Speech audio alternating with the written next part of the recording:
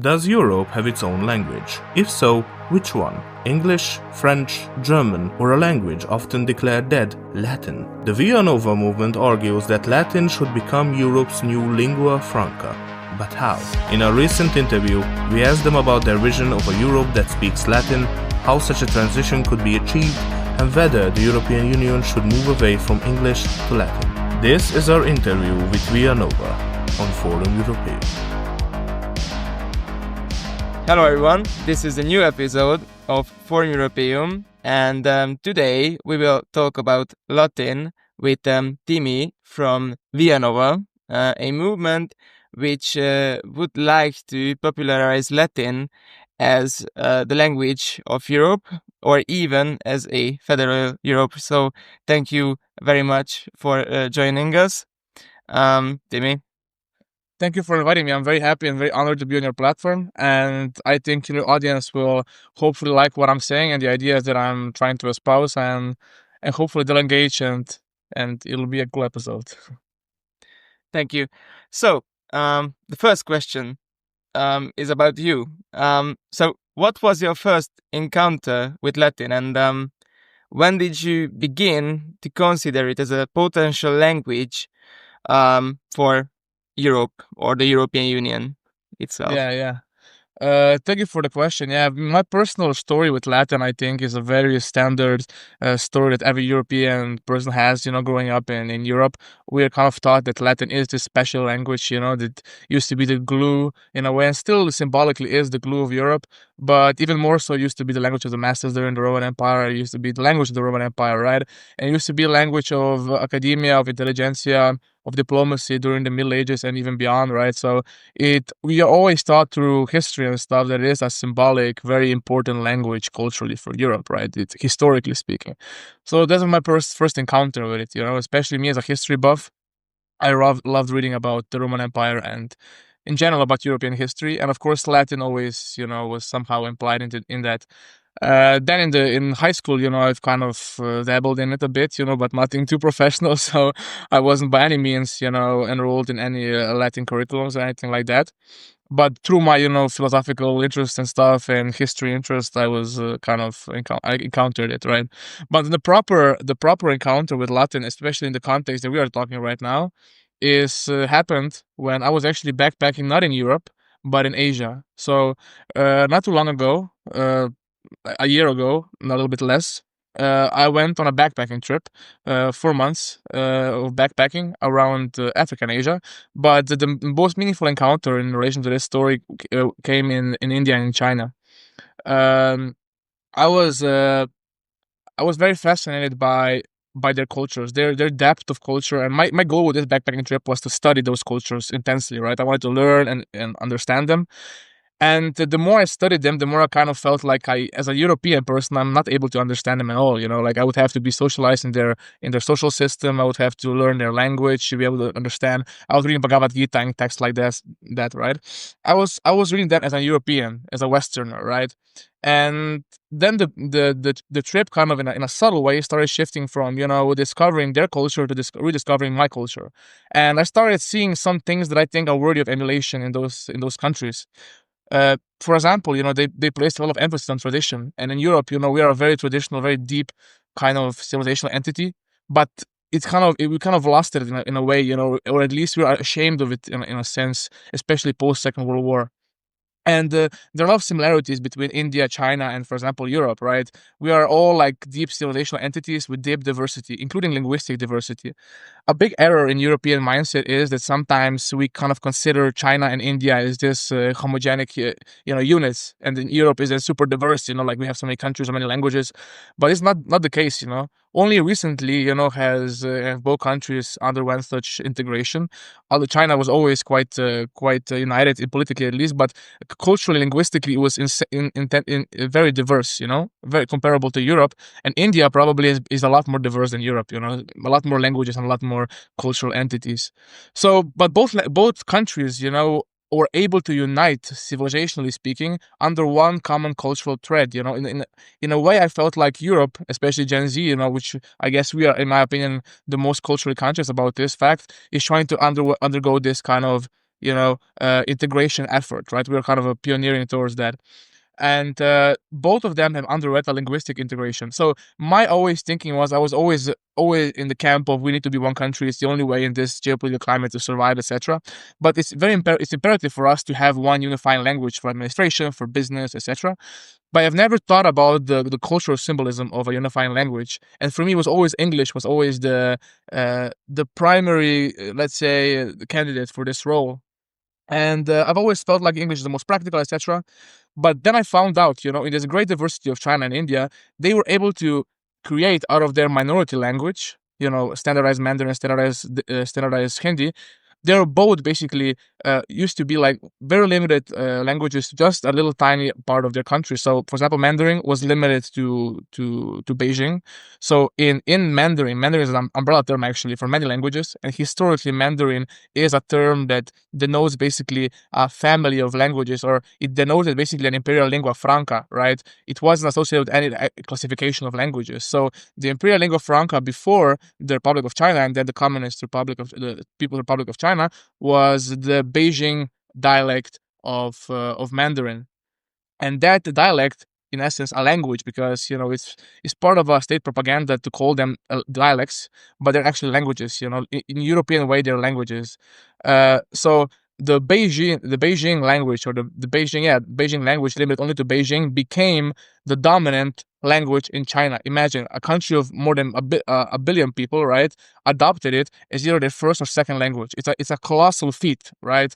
And most Europeans don't know about this. They just think, oh, it's the Chinese, the Han Chinese, whatever. They're all one people. They speak one language. Similar to how the Hungarians speak one language and Slovenians and Italians, right? It's very similar, but it's not. It's the reason for that is China, in a way, also emulated the European nation state example and tried to project this homogeneity, but it doesn't exist.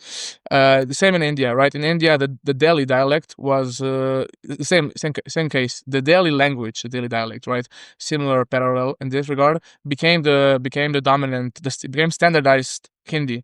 It was basically, it drew inspiration from Sanskrit and some other inspirations, but it has cultural symbolism. Although in India, it wasn't the integration, the linguistic integration wasn't as successful in China, but still they were able to at least somewhat unite under Hindi as the official language, right? Co-official language. So both those countries gave me like inspiration that it is possible to, in a way, linguistically integrate a linguistically diverse country. And the first stop was English, but then after thinking a lot, I was like, there is a language that actually is pan-European and has always been pan-European. It's the only pan-European language. It has no biases. All European languages, in a way, kind of draw from this language. It's the only language that makes us feel like we are above the nation state. We're above nationalism, and that is Latin. And that's the recent most meaningful encounter with Latin was, ironically, outside of Europe. Oh, that's very great to hear. And it's very interesting. And after this realization, you started learning Latin itself. So what's your personal approach to it? How do you do it? What are your sources? I hope it's not only Duolingo, for example.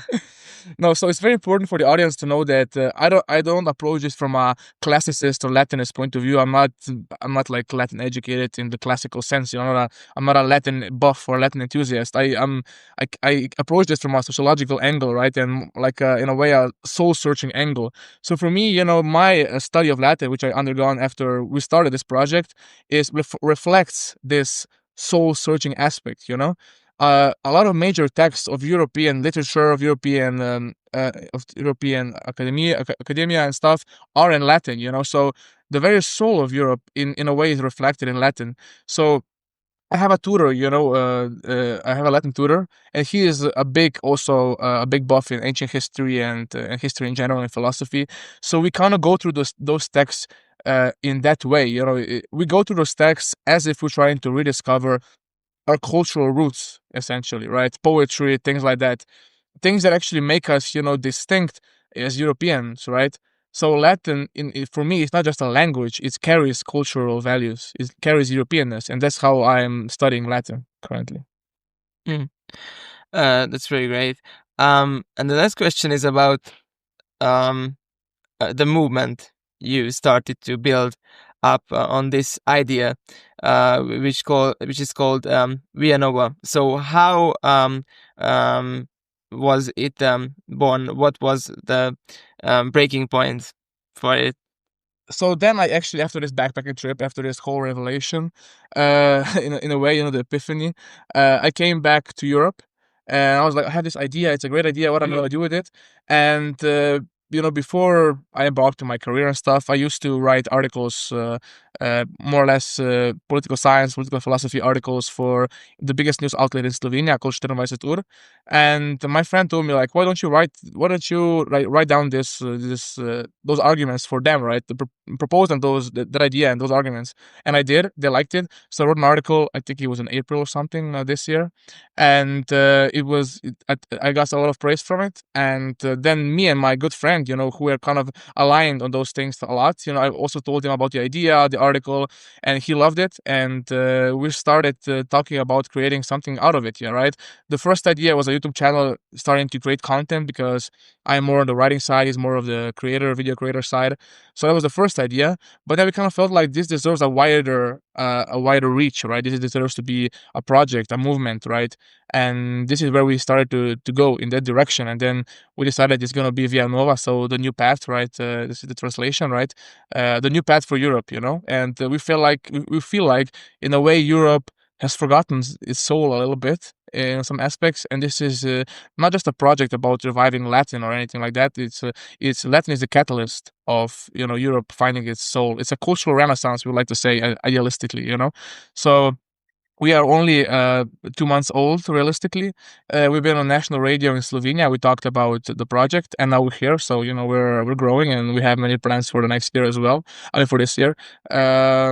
And we also released, recently we released the video that's kind of like in a way espouses the main arguments of this project regards to Latin. It's wholly in Latin with English subtitles, and I hope you guys will check it out. And that's currently where we're at. Yeah. Okay, thank you very much. Then we can move to our next part of our discussion, which is named Latin as the language of Europe. So you spoke about this movement, but overall, would you see the promotion of the Latin language as a top-down initiative or a bottom-up movement? So would the elites be the first to use it, or would it emerge more from like the ordinary people? So what do you think about this? Yeah. So us personally, we don't see this as a binary thing, top down, bottom up. Of course, at the beginning, right now where we at is gonna be mostly bottom up, because we are more in the bottom sphere of things. We're not at the top yet. But we feel like Europe, isn't a binary thing. Isn't this class, that class, this nation, that nation, this race, that race. Europe is a convergence of different parts of society, right? And that includes quote unquote elites and the bottom, as we can put it, right? So we do want the young people to be the carriers of this, but we also want other generations to be involved. It's a project that transcends categories in that way, and it shouldn't be deemed bottom up, top down. It should involve all stakeholders, and it should be it should be multi-layered in that sense. Okay, so the next question is about it's very interesting because it's about diversity, which is the main pillar of the European Union itself, and the European Union's motto is actually in Latin, in Varietate, Concordia. I hope I said it in a good way. So how does that symbolic role connect Via Nova's goals in reality? So do you see Latin as the first language, as the native language of everyone in the future? Or do you simply see it as a lingua franca in Europe, so as a second language for everyone? Yeah, I think the fact that the EU slogan is in Latin, primarily, of course, it's translated in different languages, but it's in Latin primarily, just speaks to the gravitas the gravity that Latin has. And as far as we see it, I think it's yet to be determined, where this project what shape will take. But how we see it right now, realistically, we still feel like the Europe's, main thing, Europe's identity is that it has multiple identities, right? You're Hungarian, I'm Slovenian, he is French, she is Spanish, and we should cultivate that diversity in Europe. We should have those local identities. We should have local languages.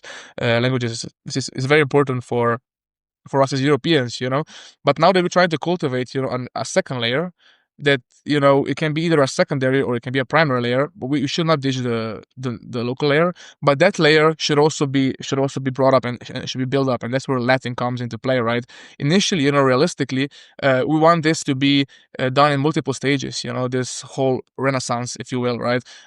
First, we want the Latin to become part of the slang, or let's say part of the vernacular to an extent.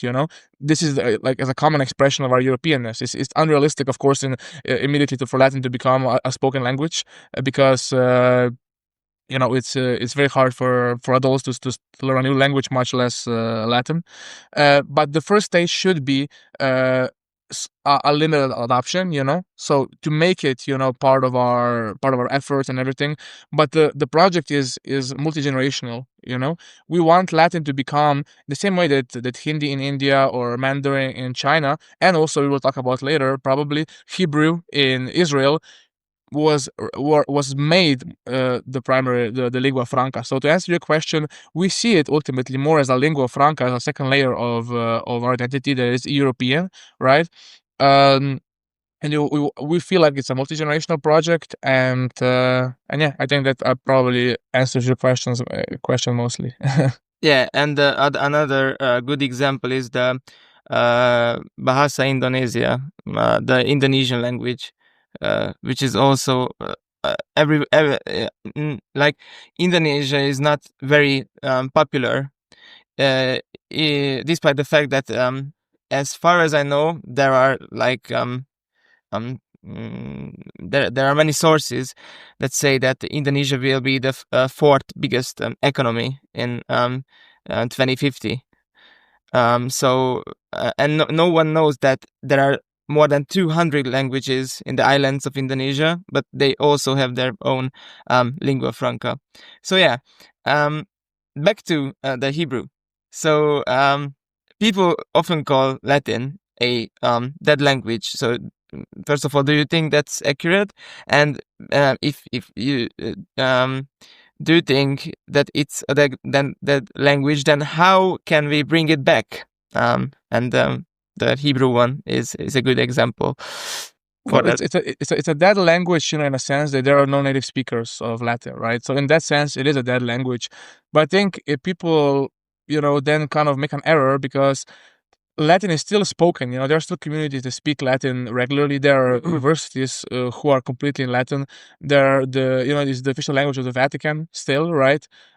So Latin is still out there, and there are still, new terms being inserted into the language continuously. So it is, in a way, a living language. It's also used in medicine. It's used in other fields, in the Western sciences. So it is not dead in that sense. Language is still there and is still used and is still part of our collective consciousness. Now, the first categorization, the first classification of being dead is in, it has no native speakers. That is true. But a great example, a great comparison, let's say, is the Hebrew language. So, as you may well know, during the course of the 19th and 20th century, a lot of Jews from Europe and other parts of the world started migrating to Palestine, and establishing their, let's say, their homeland there. Now, whatever you think politically about this whole story, it's irrelevant to what I'm going to say. But the greatest miracle happened in this context, because all those Jews that were like migrating from different parts of the world, they spoke different languages, like Russian, German, etc. Right? They didn't have an identifying linguistical force. There was nothing even like an English of sorts, right, to unify them. And the language that they all fell back to culturally and symbolically, and the ones that truly tell them we are Jewish, we are one people, we are, and made them feel proud and made them feel united in those very difficult times of the 20th century, especially, was Hebrew. But Hebrew, in that sense, was also a dead language. It had no native speakers. It was used ceremonially, in ceremonies like Latin right now. It was used in sciences a little bit in their expressions and stuff. But it was a dead language in the first definition of the word, of the expression that we commonly use. And in a linguistic miracle, let's say, Hebrew was revived and became not only a used language, but the mother tongue of most people in Israel, right? The mother tongue of Israeli Jews, and the lingua franca for all the rest. So it is. So when somebody says, oh, it's a dead language in a way that it has no native speakers, it cannot be revived, well, the Israeli Jews beg to differ. They had one of the greatest linguistic miracles, and they were able to bring a language that means something to them culturally, that expresses their unique identity and soul, and they made it again their unifying language. Yeah, that's a very good example. And you mentioned that they only used Hebrew for these in a religious context. And it is still true today in some communities, because there are in Israel there are ultra Orthodox Jews as well who don't use the Hebrew due to its like religious background, and they use Yiddish instead. So it's very interesting. Yeah. Okay. So the next question is about identity. So in Hungary, we have in our curriculum, I would say, a quote that we need to know from a guy. This quote comes from the Reform period, when we reformed the Hungarian language as well, and these things. And there was a guy called György Bessenyei who said the following: every nation has become a scholar in its own language, but never in a foreign one. For me, it's like a complete joke. So I really don't understand this quote and why we have to learn it. So if you think about it, for centuries, Latin was the language of education. It was the language at every university, basically. So I really don't get why we do have to like memorize this quote in Hungary, because it's not logical. And my question is connected to that. So as a language that hasn't been used in a daily life for a long time, Latin lacks words for many modern concepts. So is it possible to modernize it so it can so it can function effectively in many areas, like business and also diplomacy and these fields? Yeah. Well, I think let me answer first the first part of this question. Regarding the whole association with this nation, with the nation state, etc. The whole idea of nationalism and nation state is quite a recent idea in European history, right? Before the Romanticism, right? The main thread that connected Europe was the synthesis of Christianity and the Roman Empire, essentially. The European civilization was always referencing itself back to the Roman Empire, and most people, in a way correctly, but also always incorrectly, assume that the Roman Empire ended, in 1476. The western part ended, the eastern part continued, but in the West, we had a symbolic continuation with Charlemagne and the whole Roman Empire, right? And the official language of that realm was Latin, and that's why Latin was still a connecting language, because we felt like we are still the kind of inheritors of the Roman Empire. We are the Roman Empire. Europe is the Roman Empire in a way, right? This is our evolution. So Europe, before this Romanticism period and the rise of nationalism and stuff, kind of viewed itself, in those let's say internationalist, kind of anachronistic, but in this kind of complex ways, identity wise, it wasn't attached to a tribe, like, let's say. So the romantic period in European history tried to bring back identity how it was before, let's say, the Roman imperial universalistic attitudes. It was more like the pagan tribe identity. It was romanticizing the noble savage kind of way of looking at it, right? And this is where we get the whole movement of of romanticism, kind of going back to the period before civilization, etc. And we have the tendency towards nationalism grew out of there. But historically, Europe's common thread wasn't, connected to blood or anything like that. I mean, of course, to an extent it was, like in every part of the world, right? But it wasn't inherently connected to that. And of course, national identities, they developed and they were always in a way present, but they were secondary to the thread of being, let's say Christian in medieval times or Roman in ancient times. They were secondary, right? They're still important overall, but it's not the connecting thread of Europe isn't that, right? And I think it's a mistaken view of history that mythologizes national history based on the national myth and stuff. So historically accurate way of looking at it, Europe was much more complex than just a series of ethnic groups living there and thinking, oh, we're Slovenes, we're Hungarians, etc. Right? This was much more complex. So that's regard to the first part. The second part is regarding the vocabulary of Latin. People don't know there are a lot of new words inserted into Latin, the Neo-Latin, right? There are people making them for fun. The Vatican has an office for that. They're trying to make them.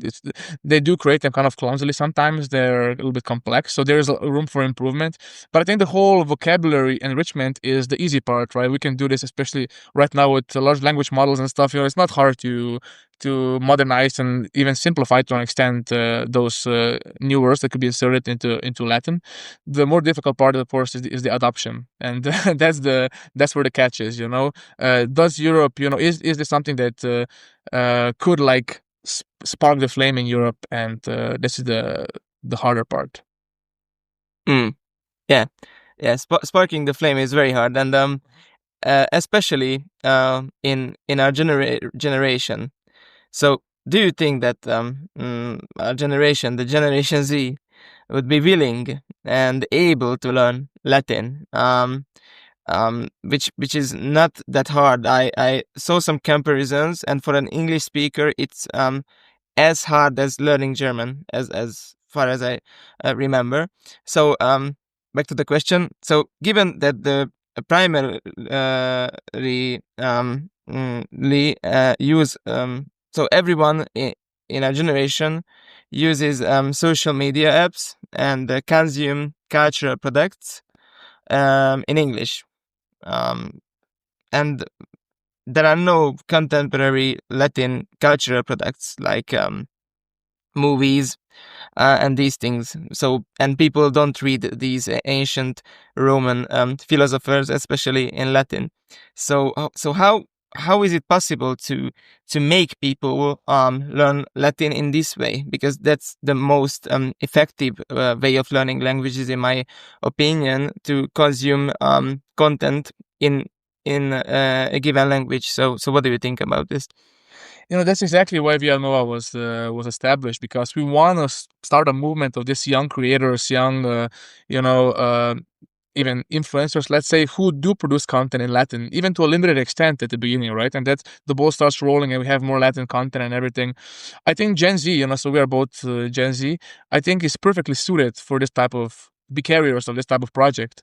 And we must remember, that English as current lingua franca or whatever of Europe, is only being occupying this role for a generation or two, right? Like in most of Europe, apart from perhaps England, of course, and Ireland and stuff, English wasn't widely spoken. Let's say, so our parents, they spoke it like in a broken fashion. We spoke it perfectly. Our parents in a broken fashion. Then our grandparents, they don't speak it at all, right? They don't speak English. So it's very recent, this adoption, right? So if we can mimic, the same evolution with Latin, that would be perfect. But like you correctly observed, we need to produce our own cultural content for that. And we learn English primarily because it was kind of the language of the cultural hegemon, which was the US. And we started consuming it and started adopting their values. But right now, this whole Latin project is also in a way us giving, let's say, a punch back to an extent, us punching back and trying to assert our own values. And the language is the carrier of values. The American English is carrying its own values with it, and it's influencing us. And right now it's time for us, to be confident and say these are the European values. We stand by them, and we want to peacefully, of course, project them outwards. And this also includes, us producing a pop culture of sorts, and I think Gen Z right now, especially in Europe, which by many statistics is the most conscious about pan-Europeanness, is the one who can bring this idealistic vision to life. And right now with social media and things like that, is a perfect time for this process to even accelerate, right? Because imagine if we learn English only through movies, and we don't watch movies as frequently as we are on TikTok or on Instagram. Imagine how quick this movement could from a spark turn into a flame, and then from a flame to a bonfire, if we're cultivating and we are using those tools. Yeah, I completely agree. But wouldn't that flame be stronger if we would use an established language like German or French or Spanish, or another constructed language which is said to be way more simple, and in the last century before the Second World War it was quite famous as well, but it was also depicted as the language of the communists and the left and the internationalists, which is the Esperanto. So what do you think about these alternatives instead of Latin? Yeah, well, if we talk about German and French, you have to convince the French and the Germans to adopt each other's languages, which will be, historically will be very difficult. I think, all the national languages, they carry this flair of bias, let's say, with them, right? They're not truly pan-European. They don't speak to the European soul. They don't construct an identity layer that's above the national identity layer, right? They cannot do that, right? And as you perfectly know, it will be very hard to convince, other countries to adopt a national language as the lingua franca. So in that sense, I don't believe it can compete with the Latin project, and I don't believe it can. It's even probably more idealistic than the project that I am proposing.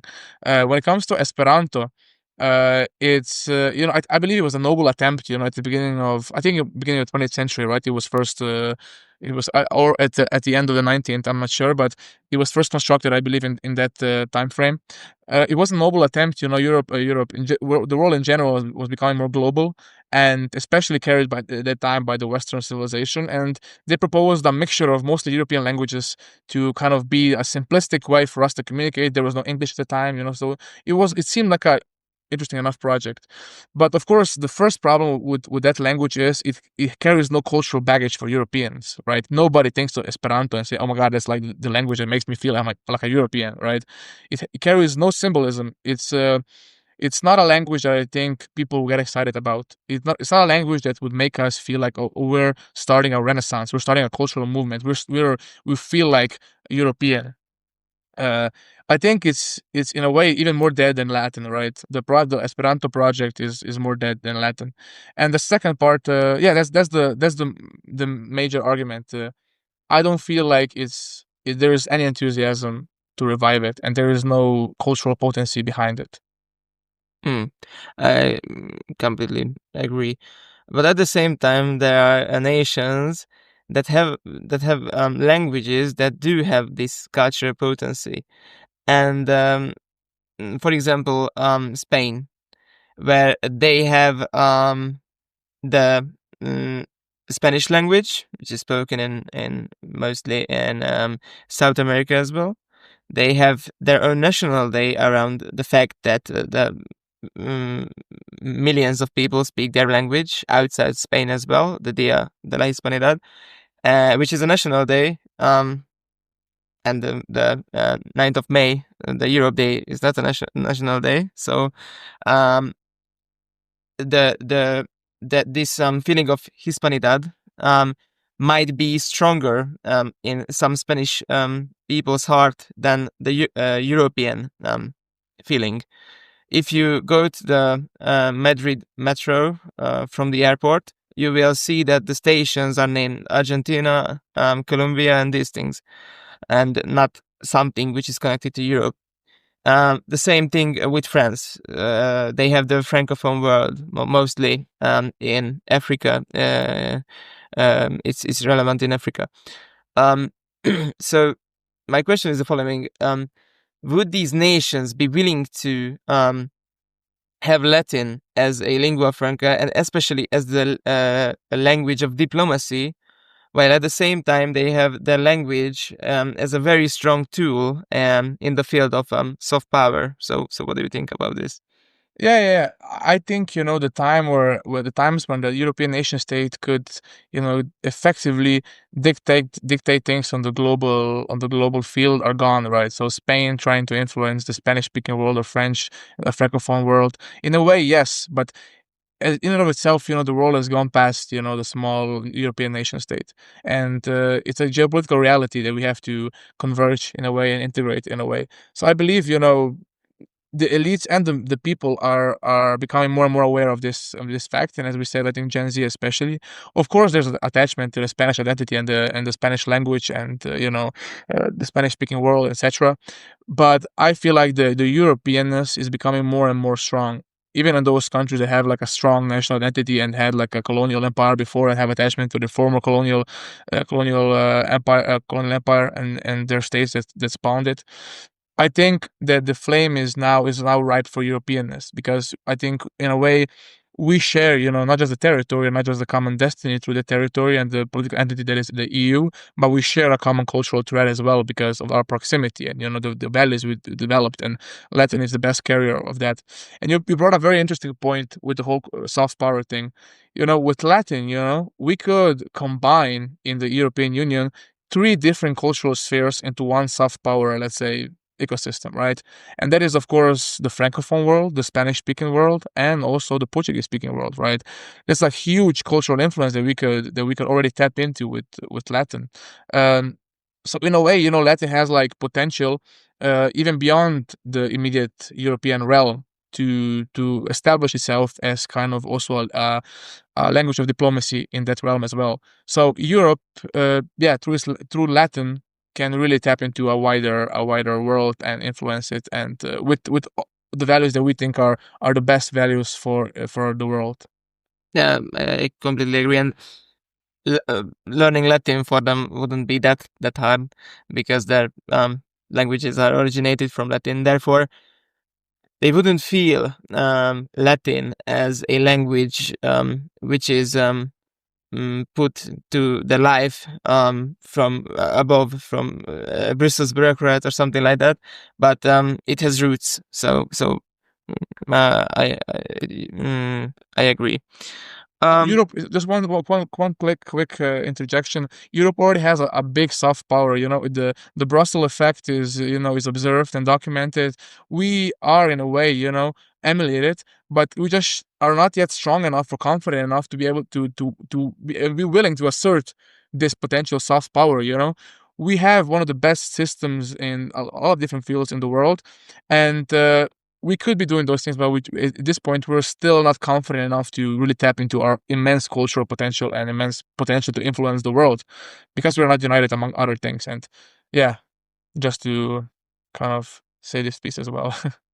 Yeah. Continuing with the topic soft power. And talking about the nation which has the strongest soft power in the world. So, in your article published on 24 UR, you spoke about English as the language of American cultural imperialism. So why do you see it this way, especially focusing on the imperialist word? And additionally, how would Latin comfort this influence? And wouldn't it be easier to counter the messages coming from America, especially during this Trump administration, in their own language, so in English? So what do you think about this? Yes. So the whole imperialistic designation, it might sound mean. It might sound a little bit mean to my American friends, but in effect, it is that, right? English is an extension of American cultural hegemony. And ever since the Second World War, Europe has been effectively Americanized, and English has been one of the primary catalysts of that Americanization. American English is, in a way, very different also from the British English, right? It carries with it American cultural values. Like every language, it carries the values of that culture. It carries the values of consumerism, of this, fast-paced economical life, in their version of individualism, which is opposed to the European version of individualism. It carries those type of things, and if we use English, especially in the way that it's constructed right now through the American influence, we are effectively imitating America. And that's one of the biggest strategies for me from the Federalist side. A lot of Federalist ideas, stem from emulating America. And essentially, they're not even probably aware of that fact, right? When I read, the proposals, they all talk about United States of Europe. Even the name, they want to adopt English as the lingua franca, right? They want to play exactly the same game as America is playing. Like, it's as if they're just, we give up, we're America, let's try to imitate them. They figured out the code, how to influence the world, how to be the best political entity in international relations. We just imitate them completely, right? I think it's a fool's game, because we can never beat them at their own game, right? And right now there's a lot of alarmism in Europe, and rightly so, about Europe, facing a lot of economic dread and stuff. And as I said, rightfully so. But again, we cannot beat them at their own game. We cannot become a better version of America. They're the best version of America, right? And English, in the same way, is carrying that attitude, right? And that's why I kind of feel like a little bit irritated when the Federalists, they want to adopt English, and let's just use English, it's practical. We're just translating their values to here. Europe is deep. Europe is complex. We have so much richness to give to the world. And I think one thing that we also kind of got from this whole Americanization is the equation that strong economy means strong geopolitical power. It's often the case, but not always. GDP, is the metric of success, etc. I think we should look deeper in ourselves. That's why Latin is also, an exploration of our soul, our discovery of our European soul, because we have a better argument to give of why we can be influential on the international stage than just emulating, GDP metrics and things like that. So that's why English I think is an epitome of this kind of thinking, and it kind of irritates me a little bit. And that's why it cannot be, I believe, even though it might be practical, I don't think it positions Europe to be as strong as it could be. Even though in a pragmatic short-term sense, it is, but even when I say pragmatic and short-term, I'm kind of invoking, in a way, American values, at least in that aspect, economically and stuff like that. So that's why I don't believe in English being a better substitute for that. And I think the second part of your question, if you can remind me. It's about yeah, you covered it basically, but it's about wouldn't it be easier to counter the messages of the Americans in their own language? Yeah. So just going back to what I said, I think it's kind of insulting to me when European leaders talk to leaders like Trump and stuff in English, and they are almost not as fluent as him. It kind of speaks to our inferiority a bit, right? It doesn't project power, it doesn't project confidence, onto the international stage. And I think if we use American English, like I said, we carry their cultural values. We're not true to ourselves. We're being fake selves, right? And we don't carry confidence. We're not European anyways. We're a fake version of America. That's what we are. And that's where we are going if we're going to undertake this project with English as its spearhead. We're going to be a fake America. Yeah, I understand what you're saying, and yeah, regarding the fact that we speak English everywhere, it's completely true. When you see Putin, he won't speak English. The last time he spoke English was when he campaigned for the Sochi Winter Olympia, as far as I remember, in a public way. But even he knows English, but he won't speak it. The same thing with Xi Jinping, and I think with Modi as well. And you also mentioned that economic power does not equals the soft power. So I think that a very good example for this is when the Indian culture influenced the Beatles from Liverpool. So complete albums of the Beatles were made under this Indian influence. They had their own guru or yogi or something like that. So it's very interesting. So yeah, it's completely true.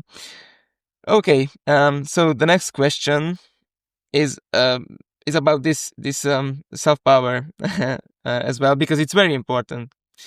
Um. So yeah, and back to India. So every nation at this point has its own Hollywood version of Hollywood. So India has Bollywood, but even inside India, they have Tollywood as well for the southern part. So it's interesting. The South Korean movies are very influential. There's Nollywood as well in Nigeria.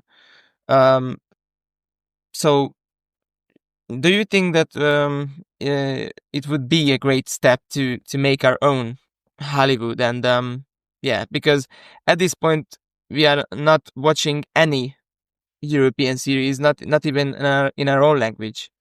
So we are waiting for the next episodes of. I said this in the last podcast as well. So we are waiting for the next episode of Stranger Things instead of any European series. I can't name one. By the way, I don't really like American movies. I would rather watch 10 European movies instead of an American one. But what we are waiting for is are the American products. And sorry for speaking this much. We have our directors from, for example, from Europe. A very good example for that is Ridley Scott, the English director who directed Blade Runner and Alien as well. And we have our own directors, but they go to America as well, and they became Americanized, and they come back to Europe with this completely Americanized mindset. Ridley Scott is the best example, who does who made Napoleon, the new movie about the life of Napoleon, with Joaquin Phoenix. It was a very bad casting, in my opinion, but that's not the biggest problem with the whole movie. So a guy comes back to Europe from America. His brother was the one who directed the first Top Gun movie, Tony Scott, which is one of the most it is the best example of the American propaganda movie. But back to his brother, Ridley Scott. So he directed Napoleon with the mindset of an American. It was a very bad movie, and historians said to him that, bro, why did you make this movie completely historically inaccurate? And this guy said, how do these historians know that what happened there? Were they there at that time when a given historical event happened? And this is the problem, that we don't even have our own directors to speak about our own mythology. The new Odyssey movie will be directed by Nolan as well, who's also from Britain, but is also very Americanized at this point.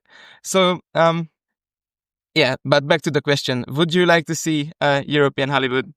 Yeah, it's a very interesting point. And like you were saying, Europe doesn't have a voice right now. We are being told by Americans essentially, about our stories, right? What they mean and how we should interpret them. It's a very bad situation. And I think we're the only currently, let's say, civilizational entity, or even almost a political entity. European Union is becoming more and more, hopefully, converging. But we're the only entity that does not have its own cultural, base, a cultural, epicenter. We only import stuff from America, from the USA. Even China, for example, they have their own pop culture, their own cinema, and uh, I was in Africa also. I've seen that it's a growing influence of the Chinese pop culture also there, right? They're all trying to project their cultural soft power, and we as Europeans, we're probably sitting on the biggest gold mine there is when it comes to this kind of cultural soft power for the rest of the world. But we're just too, I guess, chicken to check it in, to cash it out, right? We're still kind of looking up to America and consuming their stuff. So in a way, yeah, I'm not in a way. It absolutely, we should have our own pop culture, our own, our own, even in our own movie industry that isn't dependent on the national ones. It should be European, right? And as you correctly pointed out, the national movie industries are not that popular anymore ever since the US started hegemonizing the cultural landscape. And I think we definitely need it, and we definitely, as again going back to the previous question, we need it in our own pan-European language, because this is the only way we can be reminded. There is a different story than the one that is being told by Hollywood, and the values that Hollywood is inadvertently carrying through Americanness. So undoubtedly, one of my ambitions through Via Nova, our ambition through Via Nova, is to ultimately lead to, like I said, to a proliferation in content, and that includes also traditional content like movies and songs and poetry and things like that, right? I think it's very important, and I think through that, Europe could finally have its voice again, which it has completely lost. Yeah, that's very true. Okay, so we are coming to the end of our discussion. So one of the ending questions is the following: what are the upcoming plans of Via Nova, and what are your main initiatives to promote Latin? Yes.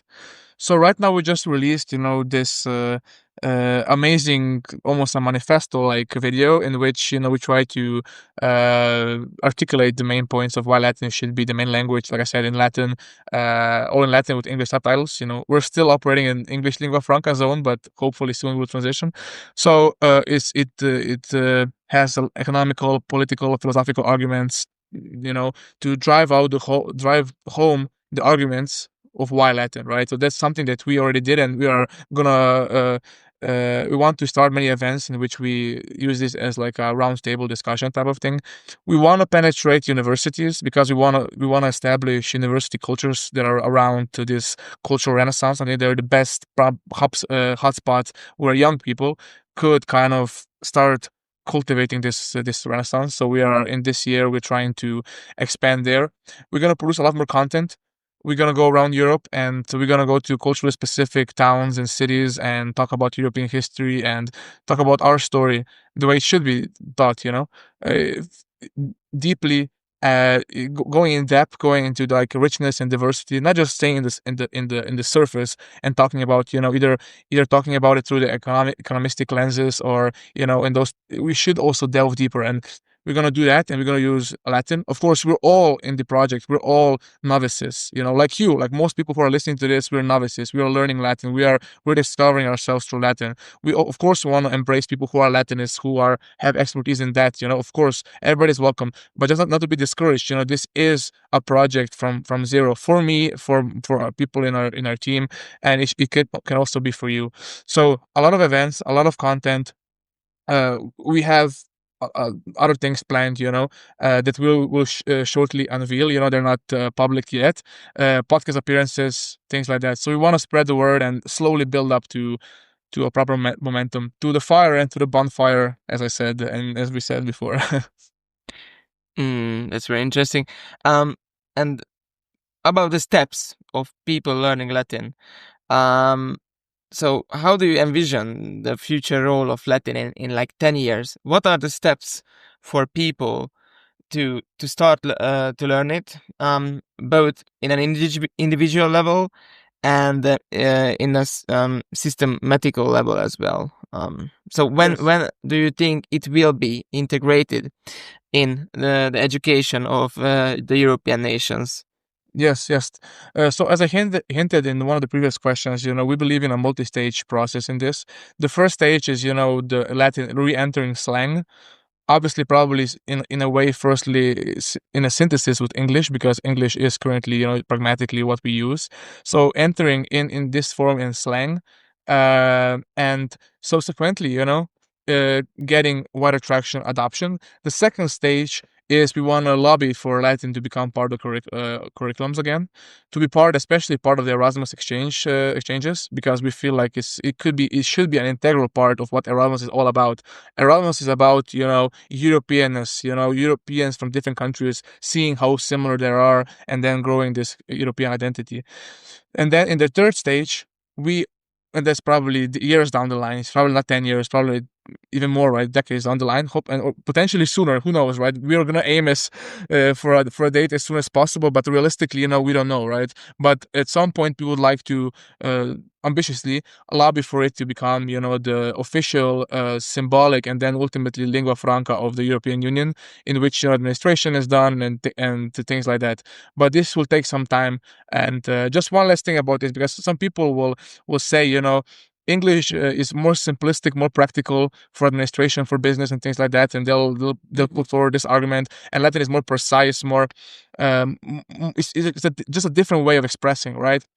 And again, I would say in this particular case that if we adopt Latin, we adopt a different framework of looking at the world. Through English, we adopt the American ones, the fast-paced, the business-oriented, although we should also be business-oriented. I'm also in business, but with Latin, precisely delve into the European framework, European outlook on the world, right? So we shouldn't be afraid to use Latin, even though it's, let's say, a little bit more complex when it comes to some of the day-to-day stuff. It perfectly makes sense because we are complex as a European culture, right? Not to diss our American friends, but they have been existing for how many, 200 years, right? All due respect, they accomplished miracles, right? They became the biggest economy in the world, the sole superpower for a while, all those things, head off to them. But we are 2,000, more than 2,000 years old civilization, we have a lot of depth, and I think Latin correctly reflects that. Yeah, just an addition is, about the duration or the time that will take to learn Latin for people. I remember when I was like 6 years old, the only language that we learned in the kindergarten was German, and as far as I remember, 80% of my classmates, including me, learned German instead of English. And in the end, all of us spoke or speak English instead of German, and most of us forgot every single word in German as well. So I think that it could be a reality for people to speak Latin in a decade or something like that. So yeah, and the very last question is the following: how can people, if it's possible, how can people join via Nova, and if they manage to join, in what ways can they contribute to the movement? Yeah.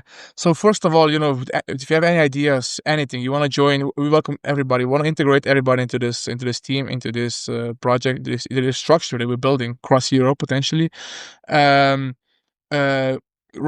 us on Instagram, to our Instagram profile via Nova. Write to us on our YouTube channel. Even on my personal profiles, you can write to me. So there is a spot for everybody, for people of all walks of life, can be a part of this. That's why I think this project, takes Europe from all different angles. It's not just about, like I said, it's not about the up or down or the class, which class you are from, which race you are from, which nation you are from. If you are European, if you can bring something to this renaissance that we are building, and if you identify with it, you are more than welcome to join, and we'll find a spot for you, and we'll create something beautiful together. We can there are millions of ideas that we can go from. It is an open book, and you're going to be at the start of this movement. So just write to us, and we'll be happy to have you. And one more question: are like from outside Europe? Is it possible to join? Because I can imagine that there may be many like Latin enthusiasts especially in South America. Maybe. I mean, the thing is, this not to exclude anybody per se, but this movement, is about Europeans discovering themselves, So of course, there can be many other projects that are like focused on friendships with other nations and other, let's say, this might be a European nation, it might be a European word, but other political units, other communities and stuff, and we welcome that. Part of being European is bringing that cosmopolitan also outlook on the world. Cosmopolitanism is part of why also Europe in a way has built a modern international system, because we believe that there should be communication between nations, should be reciprocity, should be peace and stuff. So it is part of European identity, of course. It is a strong component. But Via Nova is, a European project by Europeans. And I'm not saying we won't at some point potentially, collaborate on some project with somebody that might, emphasize a specific element of something. But in a way, this is a European project by Europeans, right? So it should reflect the opinions of Europeans, and Europeans have a say of what European is and what we are and what our soul is. So in that sense, it is limited to, unfortunately, Europeans. But I'm sure we'll organize a field trip at some point to our friends around the world, and we can break bread and talk about what makes us similar and what makes us different. It's also important, but it's at the same time, it's important to know who you are, because when you know who you are, you can properly, talk to somebody who is from another, let's say, culture. That's what I learned, backpacking and traveling. The most special thing about traveling is that, for example, you're in China, you speak to a Chinese person, you get the authentic version of who they are and what they believe, and then you can actually exchange different perspectives. And if we know who we are as Europeans, and we define it, and if we are proud to stand behind it, behind our history, traditions, and what we believe in, then we can have a proper two-way street conversation with everybody in the world, and that's the most beautiful thing, I think. Okay, thank you very much. I think that these words were really great for the ending of our discussion. If you have liked the video, then please subscribe to our channel, Forum Europeum, which is also in Latin. You can also comment if your ideas regarding the movement of Via Nova. You can try to comment in Latin as well. And we put the links to the Via Nova movement as well into the description. So if you'd like to contact them or Timi personally, then you will be able to do that. And once again, thank you, Timi, for your participation. It was a really great discussion, and I hope that we could do this again, like a decade later in Latin, for example. It would be really great. So once again, thank you for watching, and bye. Thank you very much. Bye-bye.